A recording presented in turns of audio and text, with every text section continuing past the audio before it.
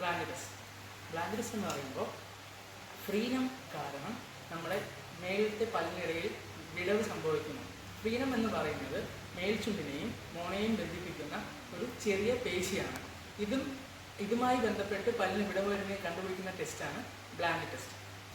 ഫ്രീനം എന്ന് പറയുന്നത് മേൽചുണ്ടിനെയും മോണയെയും ബന്ധിപ്പിക്കുന്ന ചെറിയൊരു പേശിയാണ്. ഇത് 4 രീതിയിലുണ്ട്: മ്യൂക്കോസൽ, ജിഞ്ചൈവൽ, പാപ്പിലറി പെനിട്രേറ്റിംഗ്.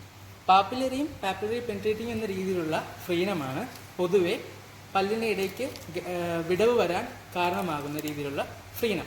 അത് കണ്ടുപിടിക്കാൻ ഉപയോഗിക്കുന്ന ടെസ്റ്റാണ് ബ്ലാൻഡ് ടെസ്റ്റ്.